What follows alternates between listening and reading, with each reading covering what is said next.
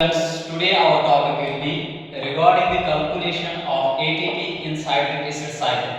हम citric acid cycle में या जब एक ग्लूकोज मॉलिक्यूल की ऑक्सीडेशन हो जाएगी तो कितने ATP इससे निकलते हैं। तो हमें पता है कि जब ग्लाइकोलाइसिस होती है एक प्रोसेस ऐसी है कि जिसमें ग्लूकोज को दो पायरुवेट कंपाउंड्स में ब्रेक किया जाता है, क्योंकि ग्लूकोज 6 कार्बन का कंपाउंड होता है। तो यहाँ पर हमें पायरुवेट मिलता है, पायरुवेट 3 कार्बन का कंपाउंड होता है, इसीलिए ये दो मॉलिक्यूल्स निकलते हैं, क्योंकि ग्लूकोज मॉलिक्यूल 6 कार्बन का होता है, हमें यहाँ पर दो पायरुवेट मिलते हैं, 2 × 3 = 6।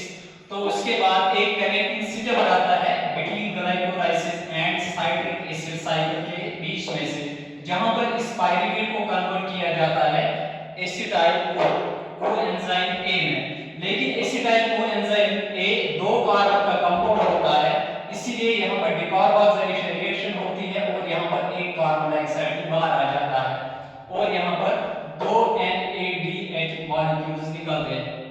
उसके बाद ये एसिटाइल कोएंजाइम जो 2 कार्बन का कंपाउंड होता है वो ऑक्सिलो एसिटिक एसिड के साथ कंबाइन करता है।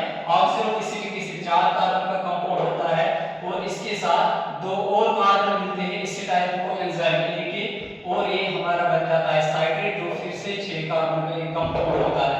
उसके बाद साइट्रेट को कन्वर्ट किया जाता है आइसोसाइट्रेट में, आइसोसाइट्रेट फिर अल्फा कीटोग्लिसरेट में कन्वर्ट किया जाता है। लेकिन यहाँ पर फिर से एक डिकार्बोक्सिलेशन रिएक्शन होती है, फिर से कार्बन डाइऑक्साइड निकलता है और इसके साथ-साथ 2 NADH मॉलिक्यूल्स भी निकलते हैं। अल्फा कीटोग्लिसरेट को जब सल्फोनाइल कोएंजाइम में कन्वर्ट किया जाता है, यहाँ पर भी फिर से एक कार्बन डाइऑक्साइड निकलता है, उसके साथ 2 NADH मॉलिक्यूल्स निकलते हैं। क्योंकि ये 6 कार्बन का कंपाउंड था, एक कार्बन डाइऑक्साइड बाहर निकल गया तो